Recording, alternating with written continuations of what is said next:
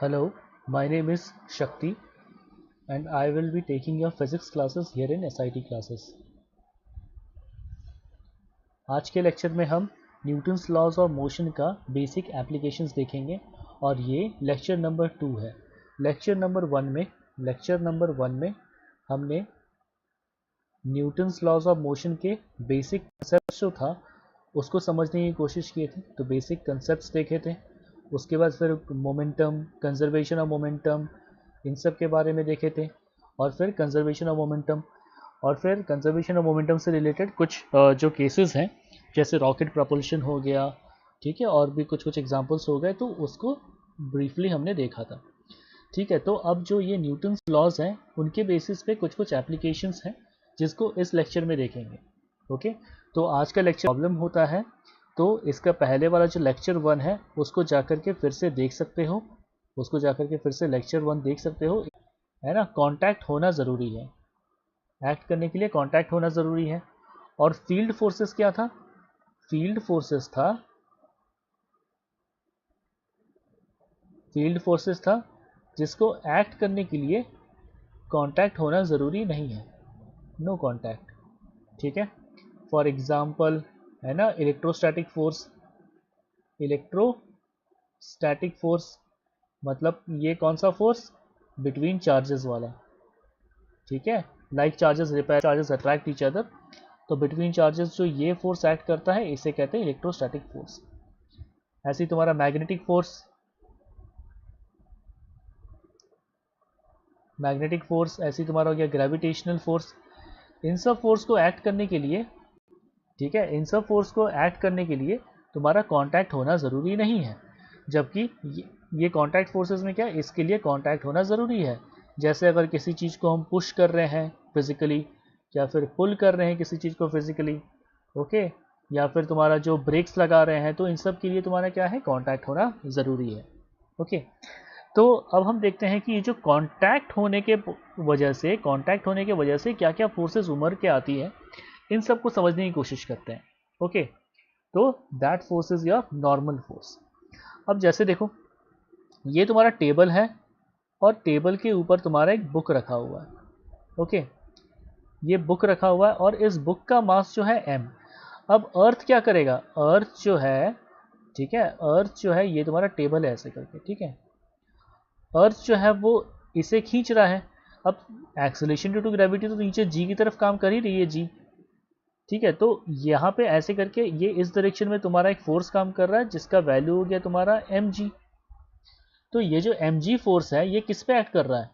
ये mg force जो act कर रहा है ये इस टेबल पे एक्ट कर रहा है। देखो ऐसे करके ये टेबल हो गया और ये mg फोर्स जो हो गया वो इस टेबल पे एक्ट कर रहा है। और कौन एक्ट, मतलब कहाँ से आ रहा है? ये बुक से आ रहा है, तो बुक से टेबल की तरफ, तो ये हो गया mg फोर्स। ओके, तो अगर इस जगह पे सिर्फ यही एक फोर्स काम करता तो क्या होता है? इवेंचुअली ये जो है ये तुम्हारे से तोड़ करके नीचे चल जाता, पर ऐसा नहीं हो रहा है। अगर टेबल के ऊपर ऐसा करके ये बुक रख दे तो ये बुक जो है टेबल के ऊपर हमेशा प्रेजेंट रहता है। तो जब ये हमेशा प्रेजेंट रह रहा है तो बेसिकली जो भी फोर्सेस लग रहे हैं they should balance each other. पर हम देख सकते हैं कि इस केस में एक्चुअली जो है mg फोर्स जो है वो इस डायरेक्शन में नीचे की तरफ लग रहा है। तो इसका मतलब ऊपर की तरफ भी तुम्हारा एक फोर्स लग रहा होगा, ये जो टेबल है ऊपर की तरफ भी एक फोर्स लग रहा होगा जिसको हम n रिप्रेजेंट कर रहे हैं, जिसका वैल्यू जो है n is equal to mg। तो n जो है mg के बराबर है, दोनों ऑपोजिट डायरेक्शन में काम कर रहे हैं, तो ऐसे में कोई नेट फोर्स बना नहीं। तो ये बॉडी क्या है? ये बॉडी हमेशा रेस्ट पे ही रहेगा ऐसे, जो कि नॉर्मली हम लोग डे टू डे लाइफ में वैसा ऑब्जर्व करते हैं। ओके, तो इसको अगर फिर से अगर डायग्राम बना करके देखें, ठीक है, तो ये हो गया मेरा टेबल ऐसे, ये हो गया टेबल, ओके, और ये है बुक, जो कि टेबल के ऊपर है ना। तो ये इस डायरेक्शन में फोर्स एक्सर्ट किया टेबल पे mg, ठीक है, तो यहाँ लिख लेते हैं book exerts mg force on table, ठीक है। और जो ये रिएक्शन में फोर्स मिल रहा है, ठीक है, ये तुम्हारा हो गया नॉर्मल फोर्स। तो ये कौन दे रहा है? ये तुम्हारा टेबल दे रहा है, किसे? बुक को। ये एन जो है, ठीक है, एन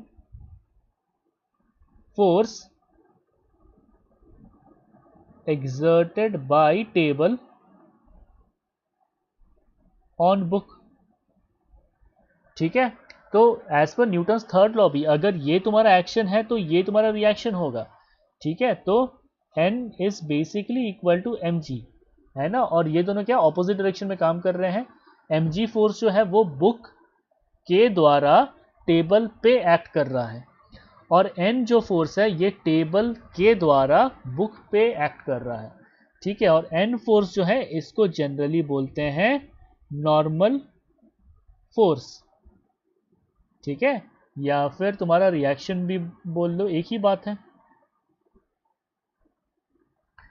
अब देखो ये नॉर्मल फोर्स जो है, ये नॉर्मल फोर्स जो है ये तभी एक्ट करेगा जब तुम्हारा एक बॉडी दूसरे बॉडी के कांटेक्ट में होगा।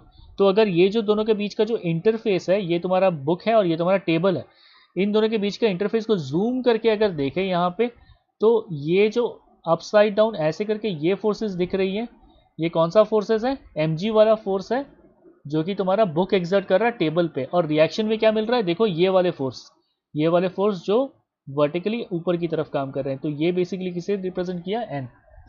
तो sum of these forces is your n, ठीक है, मतलब sum of these forces is n जो कि बेसिकली मेरा ऊपर की तरफ काम कर रहा है, and sum of these forces is mg जो कि नीचे की तरफ काम कर रहा है। और मैथमेटिकली दोनों इक्वल है, इसलिए n और n यहाँ पे मतलब दोनों सेम करके लिखा गया। पर तुम ऐसे भी लिख सकते हो, कोई गलत बात नहीं है, ठीक है, कि इस पे नीचे की तरफ यहाँ पे ऐसे करके mg फोर्स एक्ट किया, और यहाँ पे ऐसे ऊपर की तरफ क्या फोर्स एक्ट किया? n फोर्स एक्ट किया।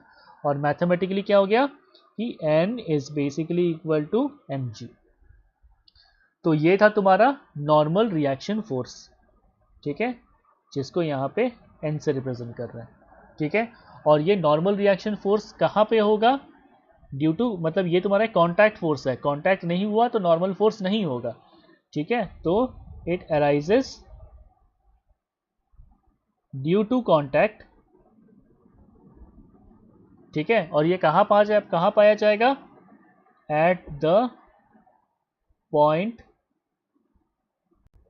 ऑफ कॉन्टैक्ट, ठीक है, जिस जगह पे टच हो रहा है, जिस पॉइंट पे टच हो रहा है, उस जगह पे पाया जाएगा ये नॉर्मल रिएक्शन फोर्स, ठीक है। अब देख सकते हैं जैसे कि तुम्हारा ये स्फेरिकल बॉल है, ये स्फेरिकल बॉल है, तो यहाँ पे ये डायग्राम देखो, इसी बॉल का ये डायग्राम देखो। तो ये जो बॉल है इसका वेट देखो नीचे की तरफ काम कर रहा है W, है ना, और ये हो सकता है सर कि किसी टेबल के ऊपर रखा हुआ है, तो वेट नीचे की तरफ काम कर रहा है, देखो W। और ये टेबल जो है ये रिएक्शन में क्या फोर्स देगा? N फोर्स देगा। तो यहाँ पे W फोर्स जो है, W फोर्स किस पे एक्ट किया? W फोर्स, ये जो W फोर्स है, this force is acting by ball on table, acting by ball on table. कौन सा? ये W फोर्स है ना। और ये जो N फोर्स है, ये तुम्हारा क्या है? बाई टेबल ऑन बॉल, ठीक है। तो यहाँ पे ये जो देखो पॉइंट ऑफ कांटेक्ट तुम्हारा क्या है? पॉइंट ऑफ कांटेक्ट अगर यहाँ पे तुम्हारा ऐसे करके टेबल है, तो ये तुम्हारा पॉइंट ऑफ कांटेक्ट है। देखो इस पॉइंट पे तुम्हारा N जो है ऊपर की तरफ काम करेगा, और W तो यहाँ पे सेंटर ऑफ मास से होते हुए ऐसे के नीचे की तरफ जा रहा है, ठीक है। देखो ये बहुत अच्छा एक डायग्राम है, ठीक है, नॉर्मल फोर्स को और अच्छे से समझने के लिए।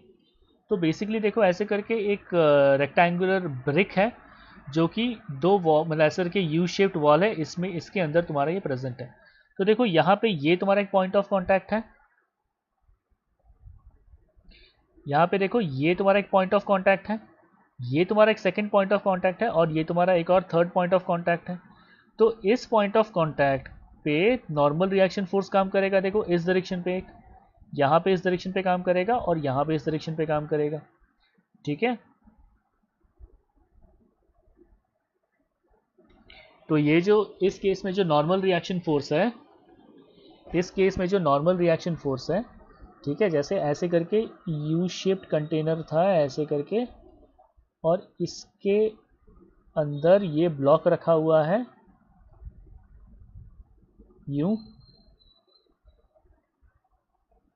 ठीक है। तो ये जो तुम्हारा पॉइंट ऑफ कांटेक्ट है ना, तो इस पॉइंट ऑफ कांटेक्ट पे तुम्हारा यहाँ पे एक एन फोर्स काम करेगा, ठीक है। ये तुम्हारा एक पॉइंट ऑफ कांटेक्ट है, तो यहाँ पे तुम्हारा एक और एन फोर्स काम कर रहा है N1, और यहाँ पे ये जो पॉइंट ऑफ कांटेक्ट है यहाँ पे एक और फोर्स काम कर रहा है तुम्हारा N2। तो ये सारे फोर्सेस एक्ट कर रहे हैं किस पे?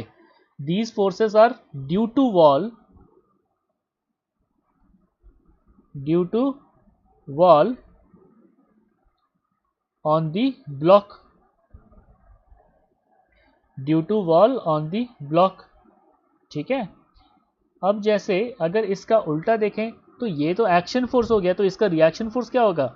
वॉल पे एक्ट कर रहा है। देखो रेड से जो हम बना रहे हैं वो तुम्हारा वॉल पे एक्ट कर रहा है।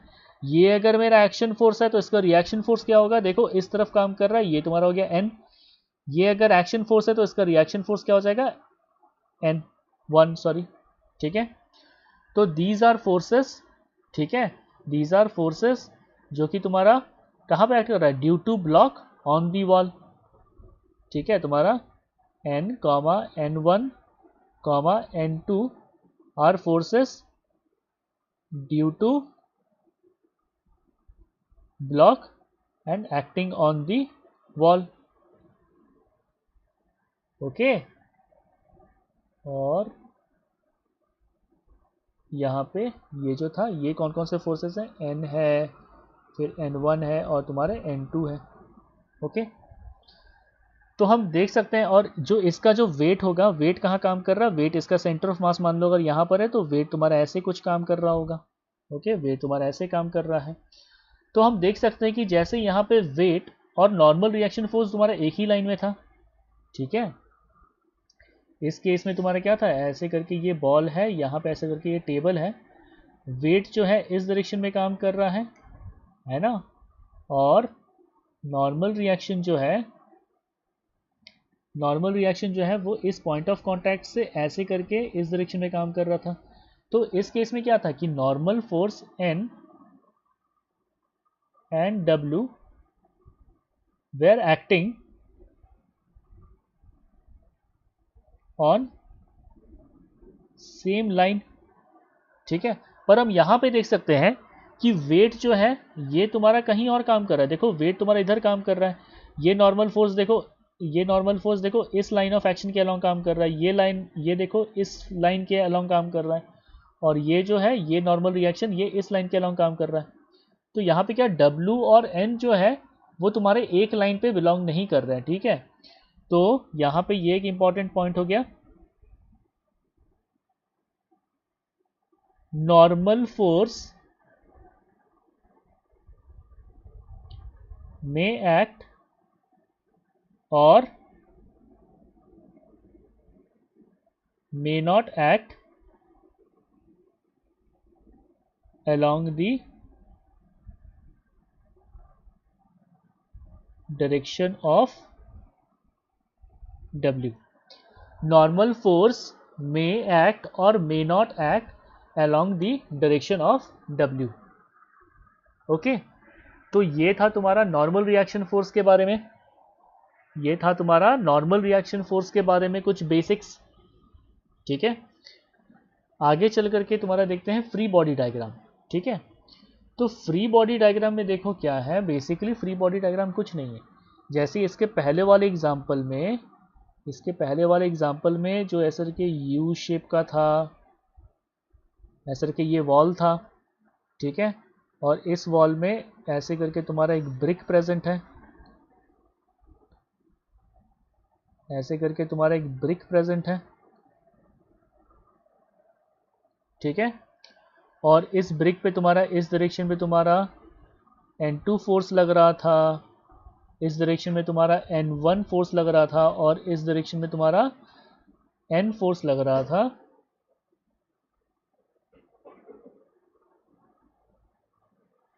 और इसका रिएक्शन फोर्सेस तुम्हारे क्या थे? इसके रिएक्शन फोर्सेस ऐसे थे, यहाँ पे ये तुम्हारा N1, ये तुम्हारा N2 और ये तुम्हारा N, ठीक है। और यहाँ पे इसके सेंटर ऑफ मास से इस नीचे की तरफ में तुम्हारा W वेट काम कर रहा था। ओके, तो बेसिकली हम क्या किए कि इस बॉडी पे जितने भी फोर्सेस एक्ट कर रहे हैं उसको अकॉर्डिंगली हमने बना लिया, ठीक है। तो such type of diagram is called a free body diagram, free body diagram. Okay, तो बेसिकली एक बॉडी पे है ना, हर डायरेक्शन पे जितने भी फोर्सेस जो भी एक्ट कर रहा है उसको अगर हम एक डायग्राम में स्पेसिफिकली बनाएं तो जो भी तुम्हारा डायग्राम बनेगा उसे कहते हैं तुम्हारा free body diagram.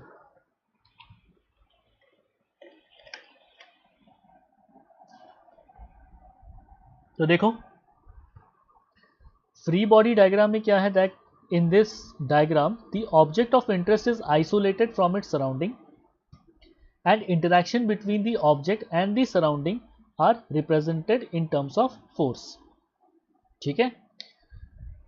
remember not to show ma is force in FBD, a is the effect of net force acting on an object, ठीक है। तो ये सारे जो केसेस है इसको एग्जांपल लेकर के अच्छे से समझेंगे। ओके, इसमें क्या है कि जो मेरा फोर्स ma लग रहा है उसको वैसे नहीं बनाएंगे, ए जो है मतलब जो एक्सेलरेशन है वो इफेक्ट है net force acting on that object का, ठीक है। तो इसको एग्जांपल्स लेकर के समझेंगे। तो बेसिकली क्या करना है, कोई भी जो भी ऑब्जेक्ट ऑफ इंटरेस्ट है उसको आइसोलेट करो सराउंडिंग से, और सराउंडिंग्स के पॉइंट ऑफ व्यू से जो भी उसमें फोर्सेस लग रही है उन सबको स्केच करो, ठीक है ना। जैसे तुम्हारा देखो ये तुम्हारा हो गया एक बॉडी हो गया, ये एक बॉडी हो गया, इसके बीच में तुम्हारा ये mg फोर्स है, ये mg फोर्स के साथ खींच रहा है, तो ये जो ऐसा करके डायग्राम बना रहे हैं यही तुम्हारा फ्री बॉडी डायग्राम है, ठीक है। अब देखो तो जो भी फोर्सेस हैं बेसिकली तुम्हारा दो किस्म के होता है, ठीक है। एक तुम्हारा होता है इंटरनल फोर्सेस और दूसरा होता है तुम्हारा एक्सटर्नल फोर्सेस, ठीक है। इंटरनल फोर्सेस क्या है, जो मान लो तुम्हारा ये ऐसे करके ये एक मॉलिक्यूल है और ये एक मॉलिक्यूल है, ये दोनों आपस में खींच रहे हैं, ठीक है। तो ये तुम्हारा हो गया इंटरनल फोर्सेस, ठीक है। तो ये दोनों आपस में जो खींच रहे हैं, मान लो तुम्हारा एक ये तुम्हारा एक बेसिकली ये एटम है मान लो और ये एक एटम है, ठीक है। तो ये दो एटम मिल करके एक मॉलिक्यूल बनाए, ओके। तो ये एटम इस एटम को जो भी फोर्सेस के साथ खींच रहे हैं वो तुम्हारा बन गया इंटरनल मॉलिक्यूल, और ये दो एटम मिलकर के एक मॉलिक्यूल बनाया जो कि तुम्हारा ये डॉटेड लाइन से रिप्रेजेंट कर रहा है। तो ये तुम्हारा हो गया सिस्टम। अगर हम इसमें बाहर से इस मॉलिक्यूल पे अगर हम कोई फोर्स लगाएं तो वो तुम्हारा हो गया एक्सटर्नल फोर्स, ओके। तो किसी सिस्टम पे अगर हम बाहर से कोई फोर्स लगाएं तो such type of force is called as an external force. पर उस सिस्टम के अंदर में जैसे ये जो मॉलिक्यूल है, ये molecule was made up of these two atoms, ठीक है। तो इन दोनों एटम के बीच में जो भी फोर्सेस ऑफ अट्रैक्शन हो, रिपल्शन हो, जो भी हो, those are called as your internal forces, okay. तो देखो basically normal force does not always equal to mg, ठीक है। तो हमेशा जो है वो तुम्हारा mg के बराबर नहीं होगा। जैसे इस केस में देखो, यहाँ पे सबसे पहले देखो कि कहाँ कहाँ कांटेक्ट हो रहा है। तो एक देखो इस जगह पे कांटेक्ट हो रहा है इस इंक्लाइन प्लेन पे, और दूसरा कांटेक्ट यहाँ पे हो रहा है, ठीक है। तो अगर हम रिजॉल्व करके देखें, ठीक है, तो सबसे पहले ये जो छोटा सा ब्लॉक है, ठीक है, ये जो छोटा सा ब्लॉक है इसको बना लेते हैं पहले। तो इसका मास है तुम्हारा स्मॉल m, ठीक है। तो इसके सेंटर ऑफ मास से वर्टिकली नीचे की तरफ इसका वेट काम कर रहा होगा mg। इसका एंगल अगर तुम्हारा हुआ थीटा, तो इसको अगर वेक्टोरियली रिजॉल्व करें तो इस डायरेक्शन में तुम्हारा आ गया, क्या आ जाएगा, mg साइन थीटा। इस डायरेक्शन में आ गया mg साइन थीटा, और इस डायरेक्शन में आ गया तुम्हारा mg कॉस थीटा, और ये एंगल तुम्हारा हो जाएगा थीटा, ये एंगल ऑफ इंक्लिनेशन जो भी है। तो ये तुम्हारा हो जाएगा mg कोसाइन थीटा। अब देखो यहाँ पे ये जो इंक्लाइन प्लेन है ये इस पे कोई फोर्स एक्सर्ट कर रहा होगा, क्योंकि देखो इस पे तुम्हारा ये mg cos थीटा लग रहा है। ये mg cos थीटा कहाँ लग रहा है, ये this is due to small block acting on the this large block, acting on the large block. Okay, तो अगर ये तुम्हारा एक्शन हो गया तो लार्ज ब्लॉक क्या करेगा, ये जो इस डायरेक्शन में mg cos थीटा आ रहा है तो इसके अगेंस्ट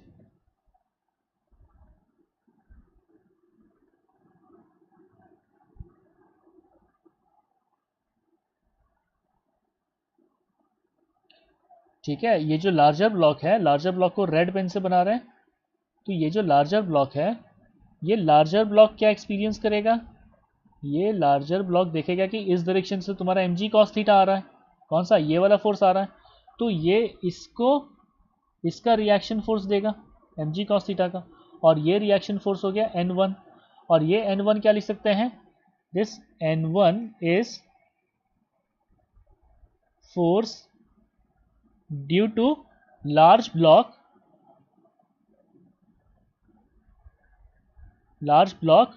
ये n1 है, ठीक है, n1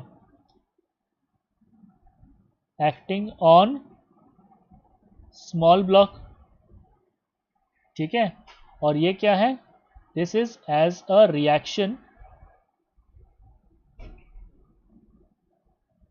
to mg cos theta, है ना, इसका रिएक्शन आ रहा है, ठीक है। तो बेसिकली इन दोनों के बीच में जो रिएक्शन फोर्स हुआ वो तो लिख लिए, और तुम्हारा क्या हो रहा है कि बेसिकली मैथमेटिकली अगर तुम्हारा ये इक्विलिब्रियम में है, मतलब इस डायरेक्शन में अगर इक्विलिब्रियम में है तो हम लिख सकते हैं that n1 is equal to mg cos theta as per Newton's third law,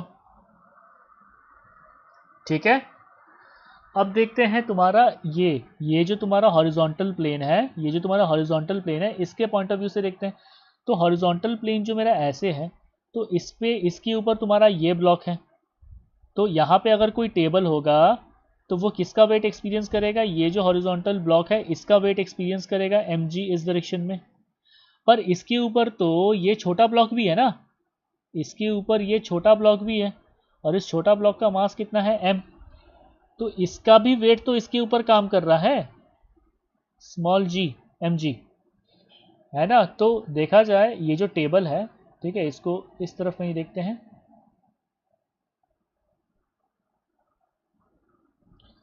ठीक है।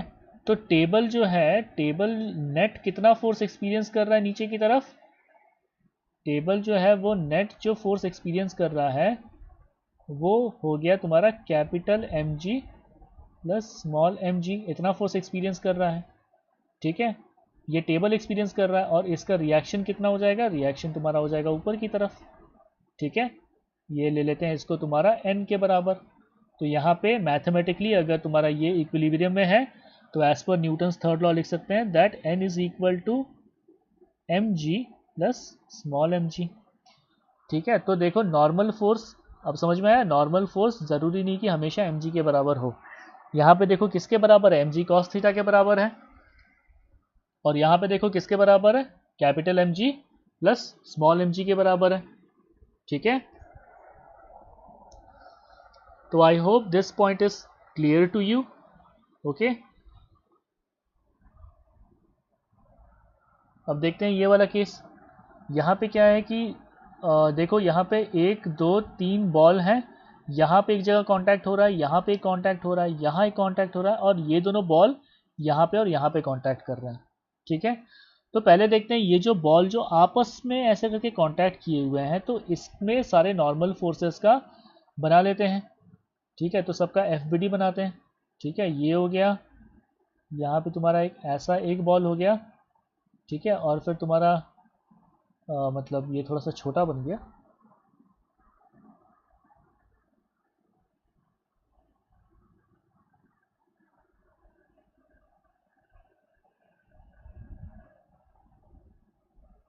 ये एक बॉल बन गया, और तुम्हारा ये तुम्हारा थर्ड बॉल है, वैसा ये तुम्हारा बॉल A है, ये तुम्हारा बॉल B है, और ये तुम्हारा बॉल C है।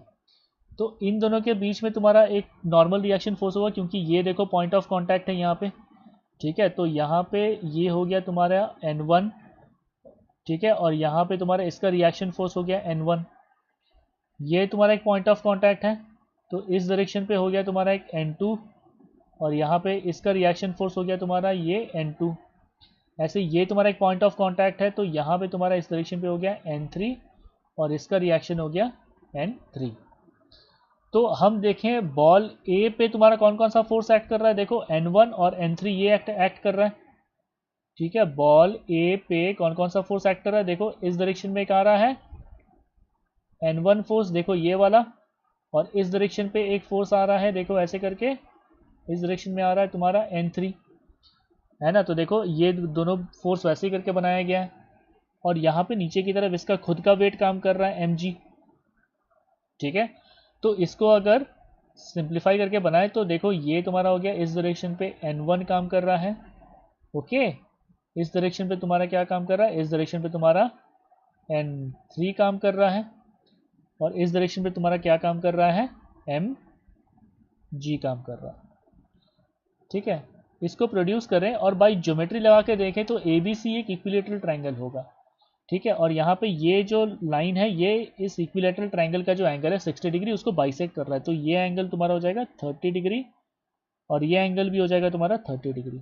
तो इसको रिजॉल्व करके देखें, N3 यहाँ पे N3 का यहाँ पे कॉम्पोनेंट कितना हो जाएगा, N3 का यहाँ पे कॉम्पोनेंट हो जाएगा N3 cos थीटा, और इसका कॉम्पोनेंट क्या हो जाएगा N1 cos थीटा। ठीक है, नेक्स्ट पेज में देख लेते हैं, जगह कम पड़ जा रहा है। तो ऐसे करके ये था तुम्हारा N1 और यहाँ पे कुछ था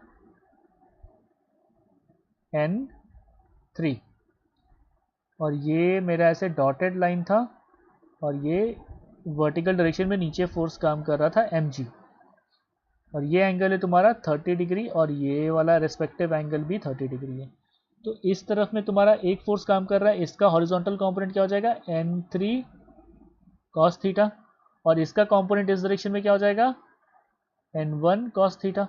तो वर्टिकल डायरेक्शन में हम लिख सकते हैं N3 cos theta plus N1 cos theta equals mg। ठीक है, और इनका हॉरिजॉन्टल कंपोनेंट देखो, सॉरी इनका ये कंपोनेंट देखो इस तरफ में। ठीक है, मतलब ये हॉरिजॉन्टल डायरेक्शन में, इस डायरेक्शन में तुम्हारा।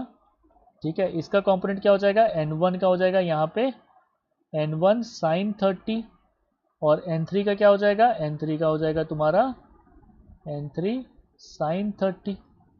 तो यहाँ से हम लिख सकते हैं कि इस डायरेक्शन में भी, मतलब हॉरिजॉन्टल डायरेक्शन में भी अगर तुम्हारा ये दोनों इक्विलिब्रियम में है, अगर हॉरिजॉन्टल डायरेक्शन में भी अगर दोनों इक्विलिब्रियम में है तो क्या लिख सकते हैं, ये तुम्हारा फर्स्ट इक्वेशन था, तो सेकंड इक्वेशन क्या लिख सकते हैं N1 sin 30 degree, N1 sin 30 degree equals N3 sin 30 degree.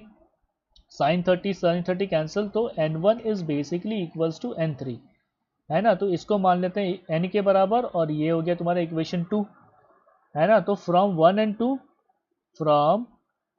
and 2 हम लिख सकते हैं that n cos 30 plus n cos 30 equals mg, है ना। तो cos 30 कितना होता है √3/2, और ये तुम्हारा क्या हो जाएगा 2n cos 30 हो गया तुम्हारा √3/2 इज इक्वल टू mg।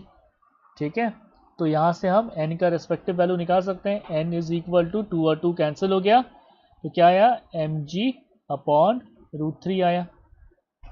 ठीक है, तो ऐसा करके n का वैल्यू निकाल लिए।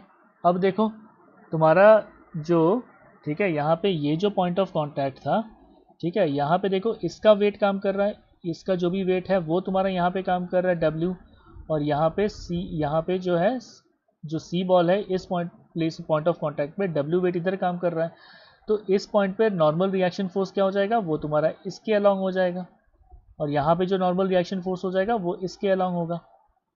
ठीक है, तो ये तुम्हारा मान लो n है, तो मतलब n डैश है, तो ये भी तुम्हारा n डैश। ठीक है, और यहाँ पे इसका वेट जो काम कर रहा है वर्टिकल डायरेक्शन में, ठीक है, इसका तो कोई कांटेक्ट है नहीं यहाँ पे। ठीक है, देखो ये A जो है ये फिजिकली तो ग्राउंड को टच नहीं कर रहा है ना, टेबल को टच नहीं कर रहा है, ये सिंपली क्या है, इसका वेट जो है इस लाइन के अलोंग काम कर रहा है। तो चूंकि ये A बॉल जो है ये इस टेबल को कांटेक्ट नहीं कर रहा है, तो इसका कोई रिएक्शन फोर्स आएगा नहीं due to table. Okay, due to table a ball पे तुम्हारा कोई रिएक्शन फोर्स नहीं आएगा क्योंकि ए जो है वो फिजिकली टच नहीं कर रहा है। बी और सी जो है ये तुम्हारा फिजिकली टच कर रहे थे, इसलिए तुम्हारा यहाँ पे एन डैश जो भी तुम्हारा रिएक्शन फोर्स बन रहा है due to these weight action forces. A ball जो है वो फिजिकली टच नहीं कर रहा है टेबल पे, इसलिए डब्ल्यू जो है वो एसर के भले काम कर रहा हो, पर तुम्हारा इस पे कोई इस टेबल की वजह से कोई रिएक्शन फोर्स नहीं आएगा क्योंकि ए बॉल जो है वो टच नहीं कर रहा। ओके ओके, अब यहाँ से शुरू होता है मेन तुम्हारा एलिवेटर प्रॉब्लम्स। ठीक है, यहाँ से तुम्हारा मेन जो एप्लीकेशंस है वो तुम्हारा शुरू हो रहा है। तो देखो एलिवेटर, तो नॉर्मली देखो एलिवेटर में, ठीक है, जो भी वेट होता है, ठीक है, देखो कोई भी आदमी है, ठीक है, ये तुम्हारा ऐसे करके अर्थ पे खड़ा है, तो इसका वेट W फोर्स जो है वो तुम्हारा किस पे एक्ट करेगा, ये W फोर्स जो है this is acting on earth due to man. W जो वेट फोर्स है this is acting on earth due to man. ठीक है, अब देखो होता है ना कि जैसे like if I put on some weight, अगर मान लो मेरा वजन बढ़ जाता है तो मुझे हैवी फील होगा।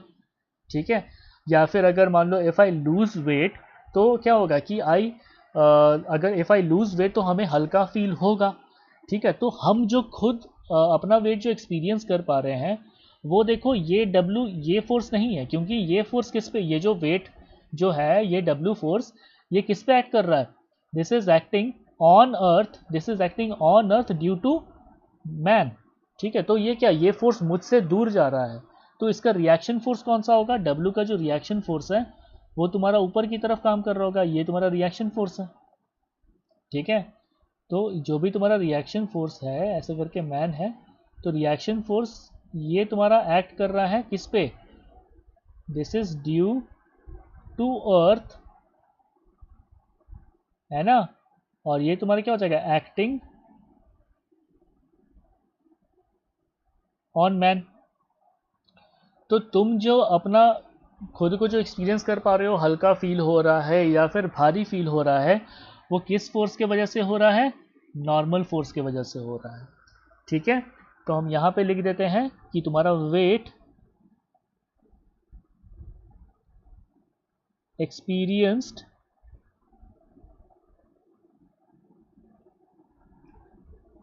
Bye you is due to normal force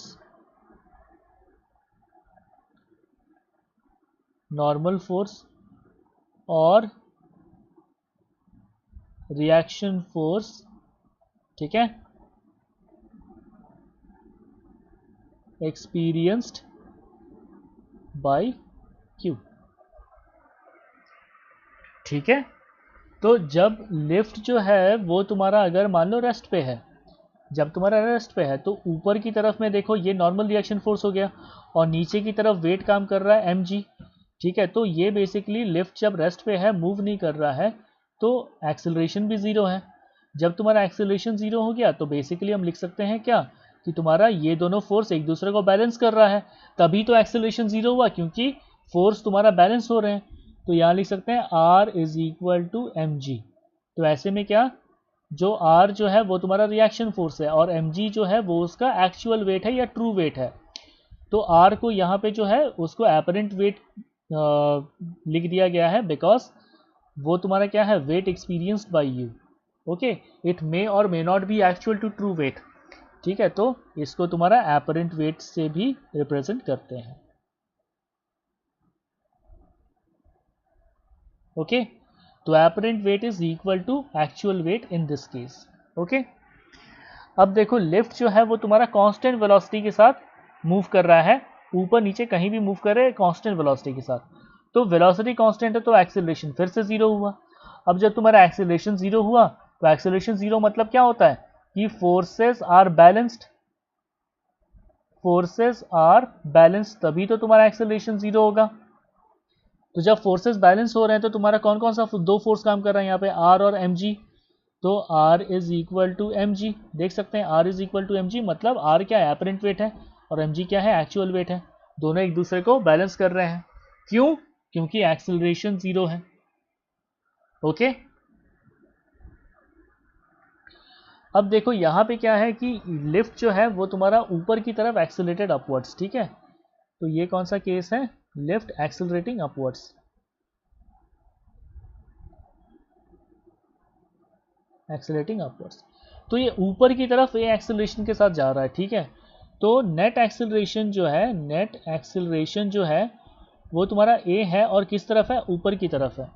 तो इसका मतलब ऐसा समझ लो, ऊपर की तरफ जो फोर्सेस एक्ट कर रहे हैं, फोर्सेस एक्टिंग अपवर्ड्स,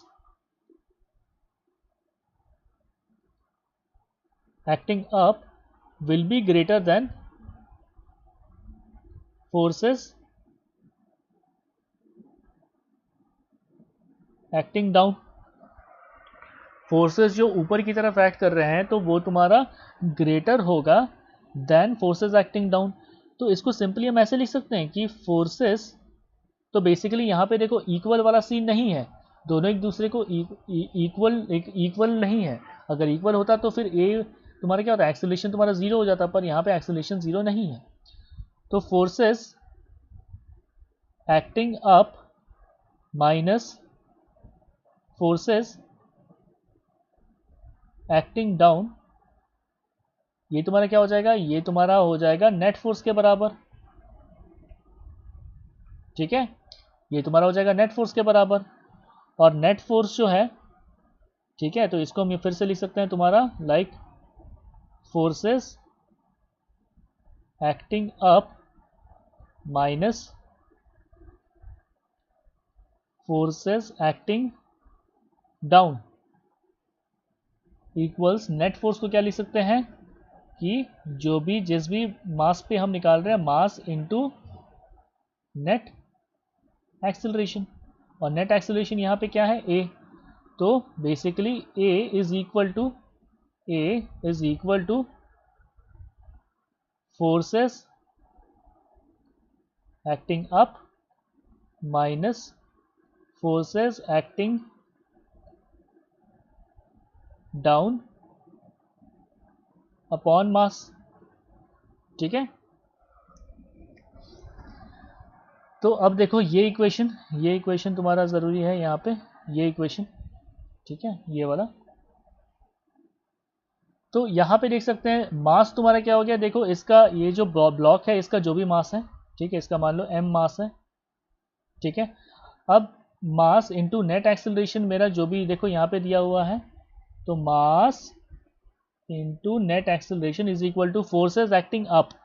तो ऊपर की तरफ कौन सा फोर्स एक्ट कर रहा है, आर, और नीचे की तरफ कौन सा फोर्स एक्ट कर रहा है, mg। क्या लिख सकते हैं, आर माइनस mg, ठीक है। अब एपरेंट वेट क्या होता है, एपरेंट वेट जो होता है, एपरेंट वेट जो है वो तुम्हारा आर के बराबर है। तो आर यहां से इवेल्युएट कर लो, क्या हो जाएगा, R is equal to m g plus m A.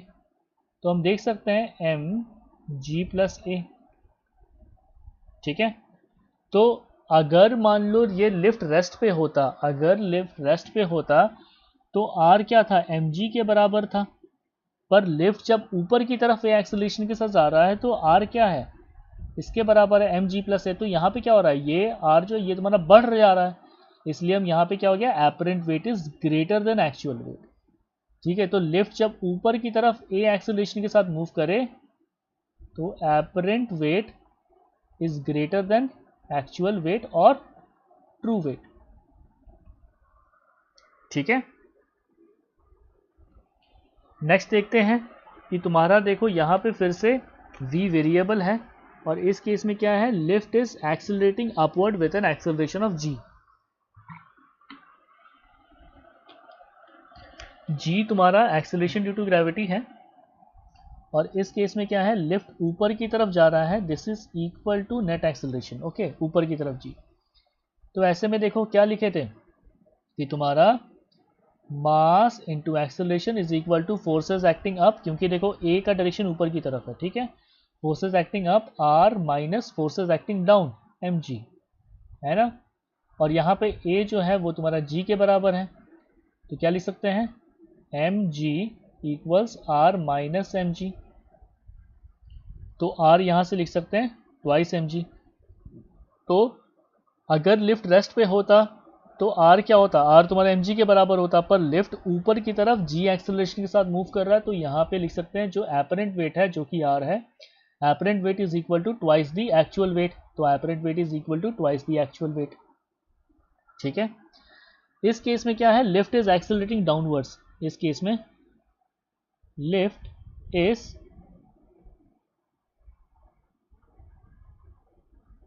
Accelerating down, ठीक है, विथ ए एक्सेलरेशन। तो नीचे की तरफ नेट एक्सेलरेशन तुम्हारा ए है। ठीक है, तो अब देखो यहाँ पे तुम्हारा ये हो गया मास m, ठीक है, और इस पे नेट एक्सेलरेशन ये नीचे की तरफ काम कर रहा है, और नीचे की तरफ क्या है, इसका वेट mg है, ऊपर की तरफ इसका रिएक्शन फोर्स r है। तो इस केस में एक्सेलरेशन का डायरेक्शन देखो नीचे की तरफ है, तो नीचे की तरफ में ये फोर्स जो होगा, ये फोर्स ज़्यादा होगा इस फोर्स से। तो लिख लो तुम्हारा क्या हो जाएगा mg माइनस, अच्छा इसको ऐसे कर लो, ये ए एक्सेलरेशन है तो नेट फोर्स कर लीजिए m into a is equal to, ये नेट फोर्स एक्ट हुआ क्योंकि ये ए तुम्हारा नेट एक्सेलरेशन है एक्टिंग ऑन दिस बॉडी, तो m into a is the net force equals, नीचे की तरफ देखो कौन सा फोर्स एक्ट कर रहा है, नीचे की तरफ फोर्स एक्ट कर रहा है mg माइनस ऊपर की तरफ कौन सा फोर्स एक्ट कर रहा है r। ठीक है, तो इस केस में हम देखें r will be equal to क्या हो जाएगा mg माइनस ma। ठीक है, तो हम देख सकते हैं r is equal to m, common ले लो g माइनस ए। तो हम देख सकते हैं कि यहाँ पे क्या हो रहा है, यहाँ पे है ना, अगर लिफ्ट रेस्ट पे होता तो r क्या था mg के बराबर था, पर यहाँ पे क्या हो रहा है, लिफ्ट रेस्ट पे नहीं है, लिफ्ट नीचे की तरफ ए एक्सेलरेशन के साथ जा रहा है। ठीक है, तो यहाँ पे क्या हो रहा है, एपरेंट वेट जो है वो तुम्हारा कम हो जा रहा है। तो इस केस में तुम्हारा क्या हो जाएगा, apparent weight is less than actual wait, apparent weight is less than actual wait. Okay, तो नेक्स्ट केस देखते हैं। यहां पर जो है ये इस केस में लिफ्ट जो है नीचे की तरफ आ रहा है जी एक्सेलरेशन के साथ। ठीक है, यहां पे डाउन जी एक्सेलरेशन के साथ। तो अभी हमने सॉल्व करके देखा था r वॉज इक्वल टू क्या था m g माइनस ए, ये आया था ना यहाँ पे, जब नीचे की तरफ a एक्सेलरेशन के साथ आए तो नेट रिजल्ट मेरा ये था। और यहाँ पे क्या दिया हुआ है कि acceleration a is equal to g, तो r क्या हो जाएगा m g माइनस जी, ये तुम्हारा हो गया 0, तो बेसिकली क्या हो जाएगा r इज इक्वल टू 0। तो अगर तुम्हारा लिफ्ट g एक्सेलरेशन के साथ नीचे आए तो apparent weight is equal to 0, मतलब तुम्हें वेटलेसनेस लगेगा। ठीक है, ऐसा लगेगा कि तुम्हारा कोई वेट ही नहीं है। ठीक है, तो इस केस में you will feel weightlessness. Okay, और मान लो यहाँ पे फिर आता है तुम्हारा ये नीचे की तरफ आ रहा है with an acceleration which is greater than g, acceleration जो है which is greater than g. तो देखो नीचे की तरफ आने का एक्सेलरेशन का जनरल फॉर्मूला तुम्हारा ये था, r is equal to m g minus a, r is equal to m g minus a. तो यहाँ पे क्या है कि तुम्हारा क्या दिया हुआ है, that a is greater then g, तो a का जो भी वैल्यू हो वो g से बड़ा है। ठीक है, तो इसको अगर इस इक्वेशन में डाल के देखें तो क्या हो जाएगा, r का वैल्यू हमेशा नेगेटिव आएगा because a is greater then g। तो r का वैल्यू नेगेटिव आ रहा है, मतलब क्या कि जो बॉडी है it will be thrown upwards, ऊपर की तरफ फेंका जाएगा ये, क्योंकि r का वैल्यू बहुत ज़्यादा हो जाएगा इससे। ठीक है, तो क्या हो जाएगा एपरेंट वेट नेगेटिव, तो बेसिकली मतलब क्या, the body will rise to the, ठीक है, यहाँ से ऊपर उठ करके ऊपर की तरफ चल जाएगा ये बॉडी। ये लिफ्ट है, लिफ्ट के अंदर तुम ऊपर की तरफ इधर मूव करोगे और यहाँ पे स्टक हो जाओगे, यहाँ पे रुक जाओगे तुम। ठीक है, तो r नेगेटिव होने का ये मतलब है। ठीक है, तो देखो जो तुम्हारा यहाँ पे एप्लीकेशन बेस्ड जो भी क्वेश्चंस आ रहे हैं, ठीक है, इस टाइप के क्वेश्चंस को सॉल्व करने का तरीका क्या है। ठीक है, तो बेसिकली क्या करना है, तुम्हें सबसे पहले उसका डायग्राम बनाना है और उस डायग्राम का क्या होगा कि वो डायग्राम जो क्वेश्चन में जो भी तुम्हारा दिया हुआ है कंसेप्ट, ठीक है, बेसिक स्टेप यही है कि पहले क्या करना है, पहले डायग्राम बनाना है। तो उससे क्या है कि तुम्हें समझ में आ जाएगा कि क्वेश्चन में क्या दिया हुआ है और तुम्हें क्या निकालना है। उसके बाद डायग्राम बनाने के बाद फिर क्या करोगे, फ्री बॉडी डायग्राम बना लो, जितने भी फोर्सेस जहाँ लग रहे हैं सब बना लो, ठीक है। फिर देखो कि कहाँ कहाँ इक्विलिब्रियम में है। हो सकता है कि हॉरिजॉन्टल में इक्विलिब्रियम है, अगर हॉरिजॉन्टल में इक्विलिब्रियम है तो sum of all the forces in horizontal direction will be zero. अगर मान लो वर्टिकल में इक्विलिब्रियम है तो वर्टिकल डायरेक्शन में जो भी फोर्सेस एक्ट कर रहे हैं वो तुम्हारा जीरो है। कभी कभी ऐसा सिचुएशन आएगा कि तुम्हारा हॉरिजॉन्टल डायरेक्शन में इक्विलिब्रियम में है पर वर्टिकल डायरेक्शन में इक्विलिब्रियम में नहीं है। तो जब वर्टिकल डायरेक्शन में इक्विलिब्रियम में नहीं है, ठीक है, तो तुम्हारा अकॉर्डिंगली फिर एक कंडीशन दिया होगा कि वर्टिकल डायरेक्शन में अगर इक्विलिब्रियम में नहीं है तो फिर वहाँ पे क्या क्या मोशन हो रहा है, तो उसके हिसाब से इक्वेशंस लिखोगे, ठीक है। तो यही लिखा हुआ है तुम्हारा यहाँ, फ्री बॉडी डायग्राम बनाओ, ठीक है। उसके बाद फिर देखो कि तुम्हारा नेट फोर्सेस क्या एक्ट कर रहा है और उस हिसाब से इक्वेशंस लिखना है। तो हम क्या करेंगे कि बेसिकली क्वेश्चंस पकड़ेंगे और उसको सॉल्व करके साथ में समझने की कोशिश करेंगे कि एग्जैक्टली है ना, न्यूटन्स लॉज ऑफ मोशन के जो एप्लीकेशन बेस्ड क्वेश्चंस हैं इनको सॉल्व कैसे करना है। ओके, तो शुरू में थोड़ा सा चैलेंजिंग लग सकता है क्योंकि पहली बार देख रहे हो, सीख रहे हो, समझ रहे हो, ठीक है। तो with due time and due practice ये सब चीज़ें आराम से क्लियर होगी, trust me these are easy. Okay, तो टेंशन लेने की ज़रूरत नहीं है। कोई भी डाउट्स होता है, कुछ भी प्रॉब्लम होता है, feel free to ask, comment section में पूछ सकते हो मुझे, ठीक है। I will do my level best to reply to your problems as I said, ठीक है। चलो आगे देखते हैं। तो बेसिकली देखो इस टाइप का प्रॉब्लम, ठीक है, ये बहुत आसान प्रॉब्लम है, ठीक है। तो ये सब देख करके टेंशन मत लेना। तो देखो यहाँ पे देखो क्या हो रहा है, एग्जैक्टली बताते हैं। देखो F फोर्स हम लगा रहे हैं M1 बॉडी पे, M1 क्या करेगा, फिर M2 को पुश करेगा और फिर क्या हो जाएगा, एंड में दोनों साथ साथ मूव करेंगे A एक्सेलरेशन के साथ, ठीक है। अब देखो यहाँ पे कांटेक्ट हो रहा है ना, ब्लॉक A ब्लॉक B के साथ इस जगह पे कांटेक्ट कर रहा है, तो मतलब यहाँ पे कोई नॉर्मल फोर्स होगा, ठीक है। तो ऐसे बना लेते हैं कि ये तुम्हारा हो गया ब्लॉक A और यहाँ पे ये हो गया सेपरेटली तुम्हारा ब्लॉक B, ठीक है। अब इन दोनों के बीच में जो कांटेक्ट फोर्स है इसको मान लेते हैं ये इस डायरेक्शन में F है और ये इस डायरेक्शन में इसका रिएक्शन फोर्स है F। तो हम देख सकते हैं कि यहाँ पे एक डायरेक्शन में F, ये फोर्स हम एक्सटर्नली लगा रहे हैं और देखो ब्लॉक A पे ये वाला फोर्स F जो है ये ब्लॉक A पे काम कर रहा है ना, तो इस डायरेक्शन पे तुम्हारा फोर्स एक्ट किया तुम्हारा F और इसका मास कितना है M1। अब देखो ब्लॉक B पे कौन सा फोर्स काम कर रहा है, सिर्फ ये फोर्स काम कर रहा है, तो देखो ब्लॉक B पे तुम्हारा सिर्फ ये फोर्स काम कर रहा है, ओके। और ये दोनों ब्लॉक जो है A और B साथ साथ मूव करेंगे A एक्सेलरेशन के साथ। तो सबसे पहले लिख लेते हैं जो A कॉमन एक्सेलरेशन है that is equal to total force जो तुमने एक्ट किया, तुमने लगाया किस पे, और अपॉन टोटल मास M1 प्लस M2, ये लिख सकते हैं, और इसका मास है तुम्हारा M2। अब देखो यहाँ पे ब्लॉक A का नेट एक्सेलरेशन जो है वो इस डायरेक्शन में है, ब्लॉक B का भी नेट एक्सेलरेशन जो है वो इस डायरेक्शन पे है। तो यहाँ पे देखो नेट एक्सेलरेशन का डायरेक्शन इस तरफ है, तो मतलब ये वाला फोर्स जो होगा ये ज़्यादा होगा इस फोर्स से, ठीक है, तभी जाकर के बॉडी है इस डायरेक्शन में मूव करेगा, ओके। तो लिख सकते हैं, देखो पहले नेट फोर्स लिख लो M1 into this acceleration A is equal to capital F minus small f। और यहाँ पे देखो इसको मूव कराने के लिए यही एक फोर्स है और वो इस डायरेक्शन में मूव कर रहा है, तो यहाँ पे लिख सकते हैं F is equal to M2A, ठीक है। तो ये तुम्हारा हो गया इक्वेशन 1 और ये तुम्हारा हो गया इक्वेशन 2, ठीक है। अब इक्वेशन 1 और इक्वेशन 2 करके देखो, ठीक है। ये तो हम शुरू में ही लिख लिए थे कि A कॉमन एक्सेलरेशन जो है F, इस पूरे बॉडी पे F फोर्स लगा और ये पूरा बॉडी साथ मूव किया A एक्सेलरेशन के साथ, तो F upon M1 plus M2। अब देखो इक्वेशन 1 और 2 को भी सॉल्व करके देखते हैं, ठीक है, फ्रॉम 1 एंड 2, ठीक है। तो यहाँ पे लिख सकते हैं, देखो capital F minus small f equals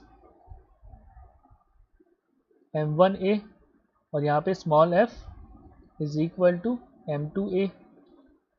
तो अगर दोनों इक्वेशन को ऐड करें, ये और ये कैंसिल हो गया, तो capital F is equal to M1 plus M2 into A, तो यहाँ से देखो कॉमन एक्सेलरेशन का वैल्यू आया, यही वैल्यू आया जो हम पहले लिखे थे m1 प्लस m2, देखो यही वैल्यू आया। ठीक है, तो बाय यूजिंग, अब देखो a का वैल्यू तुम्हारे पास है और इन दोनों के बीच का जो कॉन्टैक्ट फोर्स का वैल्यू अगर तुम्हें चाहिए होगा तो F is equal to m2 into a, acceleration की वैल्यू क्या हो जाएगी, ये सब्स्टिट्यूट कर दो यहाँ पे, capital F upon m1 plus m2, ये तुम्हारा हो गया कॉन्टैक्ट फोर्स। ठीक है, ऐसे ही देखो इस केस में क्या है कि देखो यहाँ पे m2 को पुश कर रहे हैं, तो क्या करो तुरंत सबसे पहले तुम्हारा यहाँ पे देखो ये कांटेक्ट हो रहा है, तो यहाँ पे ये नॉर्मल फोर्स काम करेगा इस डायरेक्शन में और इसका रिएक्शन फोर्स तुम्हारा इधर कहीं काम करेगा इस डायरेक्शन में F। अब क्या करो तुरंत FBD बना लो। ठीक है, तो ये तुम्हारा m1 है और ये तुम्हारा ब्लॉक A है। इस पे देखो m1 पे तुम्हारा कौन सा फोर्स काम कर रहा है, सिर्फ ये एक फोर्स काम कर रहा है F। और तुम्हारा ब्लॉक B पे देखो जिसका मास तुम्हारा m2 है, इस पे कौन कौन सा फोर्स काम कर रहा है, देखो ये तुम्हारा कैपिटल F ये फोर्स काम कर रहा है और ये देखो स्मॉल f जो कि इस डायरेक्शन में काम कर रहा है, ये दोनों फोर्सेस एक्ट कर रहे हैं। ठीक है, कॉमन एक्सेलरेशन का इक्वेशन सीधा हम लिख सकते हैं, A will be equal to net force कितना काम किया F अपॉन टोटल मास कितना हो गया m1 प्लस m2।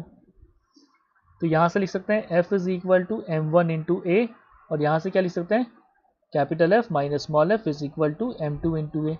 इन दोनों इक्वेशंस को फिर से सॉल्व करोगे तो A का वैल्यू तुम्हारा यही आएगा। अब हमें अगर कॉन्टैक्ट फोर्स की वैल्यू चाहिए तो एक्सेलरेशन की वैल्यू सब्स्टिट्यूट कर दो, यहाँ पे क्या हो जाएगा m1 इंटू एक्सेलरेशन का वैल्यू क्या है capital F upon m1 plus m2। ठीक है, ये तुम्हारा आया। अब देखते हैं यहाँ पे ये तीन बॉडीज हैं, तो यहाँ पे क्या हो गया देखो m1 और m2 के बीच में यहाँ पे कांटेक्ट है, तो यहाँ पे तुम्हारा फोर्सेस बना लो, ये मान लो F1 फोर्स है और इसका रिएक्शन तुम्हारा यहाँ पे ऐसा कि ये F1 फोर्स हो गया। B और C का यहाँ पे कांटेक्ट हो रहा है, B और C का यहाँ पे कांटेक्ट हो रहा है, तो यहाँ पे मान लो ये तुम्हारा हो गया F2 फोर्सेस और इसका रिएक्शन फोर्स तुम्हारा हो गया F2। तो हम देख सकते हैं ब्लॉक B पे दो फोर्सेस एक्ट कर रहे हैं, एक F1 और एक देखो F2 ये वाला। तो देखो ब्लॉक B कहाँ गया, ये वाला देखो F1 देखो ये वाला फोर्स एक्ट कर रहा है और देखो F2 देखो ये वाला फोर्स एक्ट कर रहा है। जो ब्लॉक C है M3 मास वाला, उस पर देखो एक ही फोर्स एक्ट कर रहा है F3, देखो ये F2 सॉरी F2, ये F2 फोर्स एक्ट कर रहा है। और जो ब्लॉक A है ये तुम्हारा ब्लॉक A है, ये B है और ये तुम्हारा C।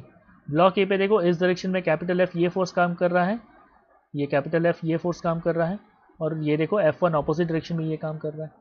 ठीक है, अब देखो जब भी ये बॉडी मूव करेगा तो तीनों साथ साथ मूव करेंगे, ऐसे नहीं कि तीनों अलग अलग मूव करेगा।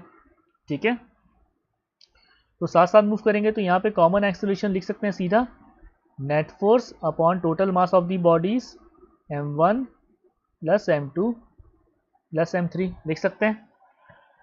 अब यहाँ पे देखो net acceleration left to right है, मतलब ये वाला फोर्स ज़्यादा होगा और ये वाला फोर्स कम होगा, तो यहाँ से लिख सकते हैं कैपिटल F ये फोर्स ज़्यादा है, capital F minus small f1 is equal to m1 into a. ऐसे ही यहाँ पे तुम्हारा क्या हो रहा है, m2 बॉडी जो है वो इस डायरेक्शन पे तुम्हारा a एक्सेलरेशन के साथ मूव कर रहा है, तो F1 force will be greater than F2, यहाँ पे F1 force is greater than F2 force, तो इन दोनों के बीच का difference is equal to net force. F1 minus F2 is equal to net force कितना हो जाएगा m2 इंटू ए। ठीक है, और ऐसे देखो यहाँ पे तो सिर्फ एक ही फोर्स है और इसी फोर्स की वजह से ये बॉडी a एक्सेलरेशन के साथ मूव कर रहा है, तो F2 is equal to m3a। तो ये तुम्हारा इक्वेशन 1, इक्वेशन 2, इक्वेशन 3। ठीक है, सॉल्व कर लोगे तो देखो तुम्हारे पास F1 और F2 के ये रिस्पेक्टिव वैल्यूज आ जाएंगे आराम से। ठीक है, आसान सा है। ठीक है, यहाँ पे देखो इन दोनों इक्वेशन को ऐड कर दोगे तो F1 का इक्वेशन आ जाएगा। ठीक है, F1 को यहाँ पे सब्स्टिट्यूट कर लोगे। ठीक है, और A का वैल्यू तुम्हारे पास है ही एक्सेलरेशन का, उसको यहाँ सब्स्टिट्यूट कर दोगे तो तुम्हारे F2 के वैल्यूज आ जाएंगे। ओके, ये सिंपल सा लीनियर इक्वेशंस वाला पार्ट है, तो इसको पूरा हम सॉल्व करके नहीं कर रहे हैं, बेकार में लेंदी हो जाएगा काफ़ी। ये इक्वेशन 1 है, ये इक्वेशन 2 है और ये इक्वेशन 3 है। ठीक है, linear equation in one variable है, sorry not in one variable but linear equations हैं, तो सॉल्व कर सकते हो। और A का वैल्यू तुम्हारा ये है, F1 और F2 आ जाएगा। कोई भी इसमें अगर सॉल्व करने में दिक्कत होता है तो कमेंट सेक्शन में मुझे पूछ लो, कमेंट सेक्शन में मुझे पूछ लो। ठीक है, I will definitely reply to you. Okay अब देखो इस केस में क्या है कि ऑपोजिट डायरेक्शन में इस तरफ से हम फोर्स एफ एक्ट करवा रहे हैं, ठीक है। तो अब देखो इन दोनों के बीच में जो यहाँ पे कॉन्टैक्ट फोर्स होगा, यहाँ पे कॉन्टैक्ट फोर्स होगा, क्योंकि यहाँ पे बॉडीज कॉन्टैक्ट में है, ठीक है। तो देखो ये तुम्हारा m3 मास है और ये तुम्हारा m2 मास है। तो m3 और m2 के बीच में तुम्हारा देखो F2 फोर्सेस एक्ट कर रहे हैं। ये तुम्हारा इस डायरेक्शन में F2 फोर्स एक्ट किया और ये तुम्हारा इसका रिएक्शन फोर्स F2, ठीक है। अब A और B के बीच में ये जो कॉन्टैक्ट है, ठीक है, तो यहाँ पे इस डायरेक्शन में तुम्हारा फोर्स काम करेगा F1 और इसका रिएक्शन फोर्स हो जाएगा F1 इस डायरेक्शन में। तो अगर हम देखें ये तुम्हारा हो गया ब्लॉक A, ये तुम्हारा ब्लॉक B और ये तुम्हारा block C। F1 forces acting on this thing. और अगेन देखो पहले कॉमन एक्सेलरेशन लिख लेते हैं। Common acceleration A will be equal to total force upon, ये तीनों बॉडी साथ में मूव कर रहे हैं इसीलिए m1 plus m2 plus m3। अब देखो ये जो तुम्हारा ब्लॉक A है इस पे इसका A एक्सेलरेशन है और इस पे सिर्फ F1 फोर्स एक्ट कर रहा है। देखो ये वाला F1 फोर्स एक्ट कर रहा है, तो F1 is equal to m1 into A। यहाँ पे बॉडी क्या है, इस डायरेक्शन में जा रही है, मतलब यहाँ पे ये वाला force should be greater then this thing. F2 will be greater then F1, तब जाके बॉडी इस डायरेक्शन में मूव करेगा। तो इन दोनों का बीच का difference F2 minus F1 is equal to net force acting on this body, जो कि m2A के बराबर है, ठीक है। और फिर यहाँ पे देखो बॉडी इस डायरेक्शन में मूव कर रहा है, तो इस केस में capital F should be greater than F2, तब जाकर के बॉडी इस डायरेक्शन में मूव कर रहा है। यहाँ लिख सकते हैं capital F minus small f2, ठीक है। इन दोनों के बीच का difference is equal to net force which is equal to m3A। तो ये तुम्हारा इक्वेशन 1 है, ये तुम्हारा इक्वेशन 2 है और ये तुम्हारा इक्वेशन 3 है। इक्वेशन 1, 2, 3 के मदद से, ठीक है, अगर हम आपस में सॉल्व करें और एक्सेलरेशन का वैल्यू तुम्हारा ये आ चुका है, तो मेरे पास फिर से F1 और F2 के वैल्यूज आ जाएंगे, ठीक है। देखो इन दोनों इक्वेशन को ऐड कर लोगे, इन दोनों इक्वेशन को ऐड कर लोगे, F2 एलिमिनेट हो गया, सिर्फ F1 रह गया, ठीक है। तो यहाँ से F1 का वैल्यू आ जाएगा, ठीक है। तो ऐसे करके तुम्हें सॉल्व करना है, ठीक है। तो काफ़ी सिंपल सा है, लीनियर इक्वेशन ही सॉल्व करना है इसको, इसलिए इसको हम यहाँ पे छोड़ दे रहे हैं। और इसमें भी अगर कोई डाउट होता है तो कमेंट सेक्शन में पूछ सकते हो, ओके। अभी जो भी पढ़ाया जा रहा है इस लेक्चर में जो कि तुम्हारा ये क्या लेक्चर, ठीक है, इस लेक्चर में जो भी पढ़ाया जा रहा है इसके बेसिस पे एक टेस्ट है जिसका लिंक जो है वो तुम्हारा डिस्क्रिप्शन में मेंशन्ड है, इसका लिंक डिस्क्रिप्शन में मेंशन्ड है। तो इसको फ्री में दे सकते हो, ताकि इस लेक्चर में जो भी पढ़ाया गया है वो तुम्हें सही से समझ में आया कि नहीं उसको चेक करेगा। और इस लेक्चर में जो भी डाउट्स होता है feel free to ask in comment section, ठीक है। I will definitely reply back to you, okay. अब देखते हैं तुम्हारा नेक्स्ट टेंशन फोर्स। तो देखो टेंशन फोर्स क्या है कि अगर मान लो कोई सा एक ब्लॉक है, देखो टेंशन फोर्स जो है वो सबसे पहले तुम्हारा स्ट्रिंग्स में पाया जाता है, कोई सा भी स्ट्रिंग्स है उसमें पाया जाता है, ठीक है। तो अगर मान लो कोई सा एक ब्लॉक है जो कि तुम्हारा ये ऐसा के एक धागा है इसके साथ टंगा हुआ है, ठीक है, और ये तुम्हारा ऐसे करके वॉल है, तो ये ब्लॉक पे तो W फोर्स नीचे काम कर रहा है, ठीक है। अब देखो ये जो ब्लॉक है ये तो किसी ग्राउंड के साथ टच नहीं कर रहा है बोल करके नॉर्मल रिएक्शन फोर्स इसमें ग्राउंड की वजह से तो नहीं आएगा, पर इस पर W फोर्स नीचे की तरफ काम कर रहा है। अब देखो यहाँ पे सिर्फ अगर ये W फोर्स काम कर रहा होता तो क्या होता, ये बॉडी जो है नीचे की तरफ मूव कर रहा होता, पर अगर इसको हम ऐसे टांग के रखें और सिस्टम जो है ये तुम्हारा इक्विलिब्रियम में है, तो इसका मतलब क्या कि तुम्हारा ये बॉडी इक्विलिब्रियम में है, मतलब ये W फोर्स जो है ये तुम्हारा कोई बैलेंस कर रहा होगा। तो बैलेंस करने के लिए क्या होगा, देखो इस डायरेक्शन में तुम्हारा एक फोर्स काम करेगा, तो ये तुम्हारा हो गया T टेंशन। ये क्या हो रहा है, स्ट्रिंग इसको इस ब्लॉक को आगे जाने नहीं दे रहा है, ठीक है। तो यहाँ पे क्या हो रहा है, स्ट्रिंग जो है T फोर्स के साथ ये जो ब्लॉक है इसको खींच के रख रहा है, ठीक है। और इस ब्लॉक पे तुम्हारा क्या फोर्स काम कर रहा है, ब्लॉक पे नीचे की तरफ W फोर्स काम कर रहा है। ब्लॉक इस फोर्स की वजह से नीचे जाना चाहता है, स्ट्रिंग ना, हम इसको नीचे जाने नहीं देंगे, तो नीचे नहीं जाने के लिए हम इसको T टेंशन मतलब T फोर्स दे करके इसको हम खींच के रखें, और यहाँ पे जो T फोर्स है इसको बोलेंगे तुम्हारा टेंशन।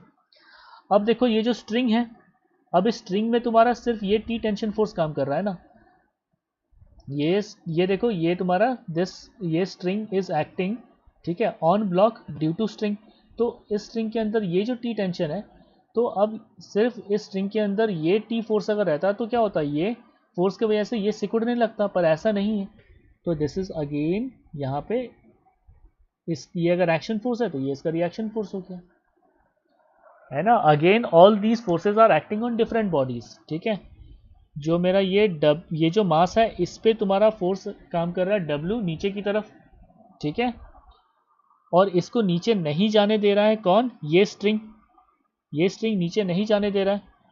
और ये जो फोर्स है ये तुम्हारा T, वो टेंशन फोर्स है जो कि इसे नीचे जाने नहीं दे रहा है। ये जो तुम्हारा T टेंशन कौन सा है, ये वाला टेंशन, ठीक है, ये वाला टेंशन, ठीक है। This is acting on block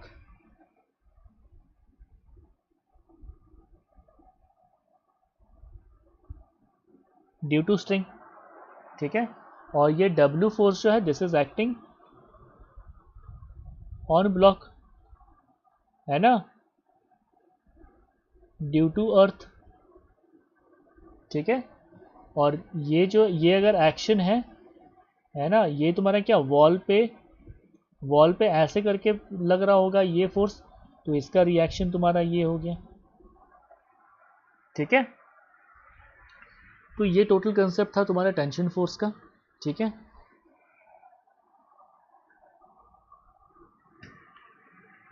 तो जब तुम्हारा सिस्टम स्टेशनरी है, ये तुम्हारा अगर सिस्टम जो है ये अगर स्टेशनरी है मतलब रेस्ट पे है, तो जितना भी फोर्सेस एक्ट कर रहा है, देखो T ऊपर की तरफ एक्ट कर रहा है, mg नीचे की तरफ एक्ट कर रहा है। तो अगर स्टेशनरी है तो T is equal to mg, तो देखो ये वाला केस सेटिस्फाई कर रहा है।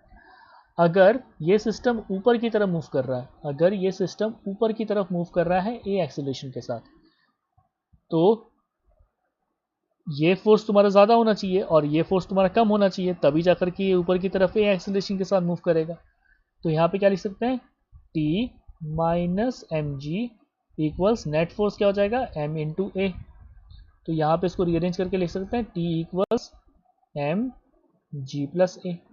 तो देखो यहाँ पे वही लिखा हुआ है।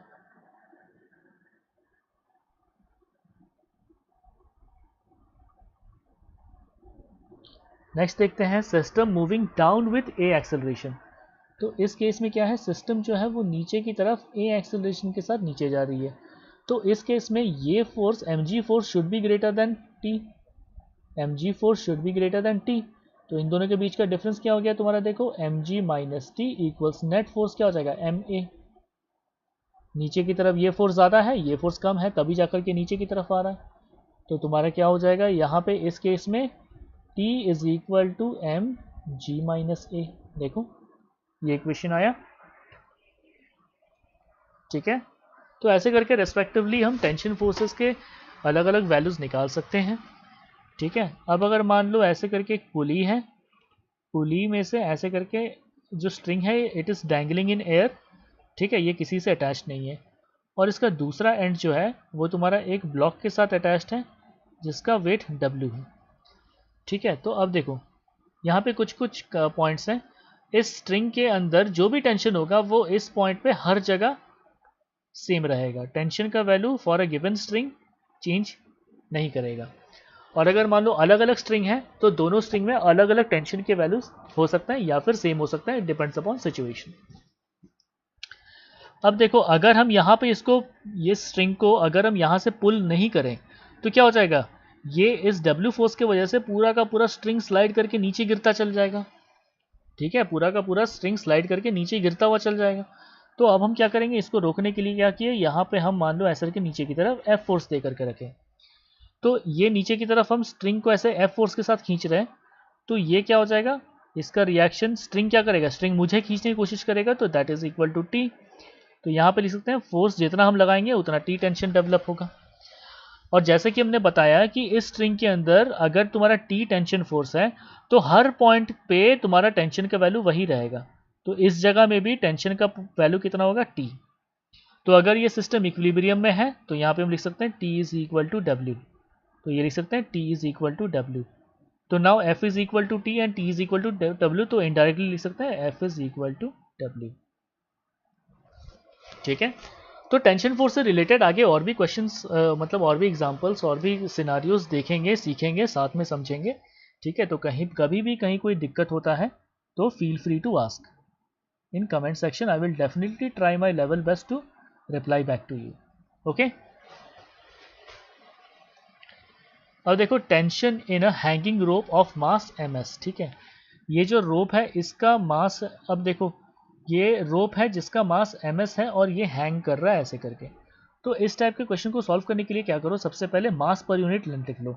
इस रोप का लेंथ l है और इस रोप का ms मास है ना। तो लिख लेते हैं, तुम्हारा मान लेते हैं मास पर यूनिट लेंथ, इसको ले लेते हैं मान लो लैम्डा। मास पर unit length lambda is equal to लिख सकते हैं ms अपॉन l। ठीक है, अब देख लेते हैं कि जो x मास है, ठीक है, मतलब x जो लेंथ है, इस x लेंथ में कितना मास प्रेजेंट है। ठीक है, तो mass of rope in x length of rope. ठीक है, तो वो कितना मास प्रेजेंट होगा, that is equal to lambda into x. Lambda तुम्हारा मास पर यूनिट लेंथ है, तो x लेंथ पे कितना मास होगा, वो तुम्हारा लैम्डा x के बराबर है। तो that is equal to ms by l into x. ठीक है, तो बेसिकली अब देखो क्वेश्चन क्या हो गया कि तुम्हारा ऐसे करके ये मतलब अच्छा से डायग्राम नहीं बन रहा है, तो ये तुम्हारा रोप हो गया, ये तुम्हारा रोप हो गया, और यहाँ पे बेसिकली ये मास प्रेजेंट है, इसको मान लेते हैं m1। ठीक है, तो यहाँ पे बेसिकली ये जो रोप है m1 मास का, यहाँ पे इसका ये m1। ठीक है, तो यहाँ पे बेसिकली एक m1 मास प्रेजेंट है। ठीक है, जिसका नीचे की तरफ m1 मास प्रेजेंट है, जिसका नीचे की तरफ m1g फोर्स एक्ट कर रहा होगा, और ऊपर की तरफ ये रोप T टेंशन दे करके दिया हुआ है। देखो T टेंशन दिया हुआ है नीचे की तरफ m1g। ठीक है, इतना फोर्स एक्ट कर रहा है, this is equal to m1g। ठीक है, और अगर ये सिस्टम अगर तुम्हारा इक्विलिब्रियम में है, अगर ये सिस्टम तुम्हारा इक्विलिब्रियम में है, तो हम क्या लिख सकते हैं कि Tx जो कि इस पॉइंट पे टेंशन दे रहा है, इसको रोक के रखने के लिए is equal to m1g for equilibrium. ठीक है, और m1 क्या है, m1 तुम्हारा इसके बराबर है, देखो है ना, m1 is equal to ms by l into x. ठीक है, और मान लो लिफ्ट जो है अगर तुम्हारा ऊपर की तरफ a एक्सेलरेशन के साथ जा रही है, अगर लिफ्ट ऊपर की तरफ a एक्सेलरेशन के साथ जा रही है, मतलब क्या लिख सकते हैं कि तुम्हारा ये फोर्स जो है ये तुम्हारा ग्रेटर होगा इस फोर्स के साथ से। ठीक है, तो अगर इफ एक्सेलरेटिंग अपवर्ड्स, ठीक है, विथ a एक्सेलरेशन, तो नेट फोर्स तुम्हारा क्या हो जाएगा, m1 into a is equal to, ऊपर की तरफ तुम्हारा कौन सा फोर्स एक्ट कर रहा है, ऊपर की तरफ तुम्हारा फोर्स एक्ट कर रहा है Tx, और नीचे की तरफ कौन सा फोर्स एक्ट कर रहा है, ये m1g। ठीक है, तो यहां से डिफरेंस निकाल लोगे तो Tx क्या आ जाएगा, Tx is equal to m1g plus a, और m1 का वैल्यू क्या है, देखो ये इसके बराबर है। ठीक है, तो अगर ऊपर की तरफ जा रहा है तो तुम्हारा देखो Tx का वैल्यू तुम्हारा ये आएगा, और अगर नीचे की तरफ आ रहा है, अगर मान लो ये a एक्सेलरेशन के साथ नीचे की तरफ जा रहा है, ठीक है, तो हम क्या लिख सकते हैं, इफ एक्सेलरेटिंग डाउन, ठीक है, a एक्सेलरेशन के साथ अगर नीचे जा रहा है, तो नीचे की तरफ ये फोर्स एक्ट जो कर रहा है ये ग्रेटर होगा Tx से, तो क्या लिख सकते हैं तुम्हारा m1g minus Tx is equal to m1a। तो यहां से इसको रीअरेंज करके लिख सकते हैं that Tx is equal to m1 क्या हो जाएगा, g माइनस a, और m1 का वैल्यू क्या है, ये इसके बराबर है। तो देखो मेरा ये इक्वेशन आ जाएगा। ओके, तो ये तुम्हारा टेंशन फोर्सेस के इस टाइप के जो तुम्हारे क्वेश्चंस हैं, ये तो तुम्हारे बेसिक लेवल के हैं। ठीक है, तो आगे जैसे तुम्हारा tension in a rope of mass m, और ऐसे करके आगे तुम्हारा कई सारे पुली प्रॉब्लम्स भी आएंगे। ठीक है, तो अभी के लिए इतना दूर ही रखते हैं, अभी के लिए इतना दूर ही रखते हैं। ठीक है, उसके बाद फिर नेक्स्ट लेक्चर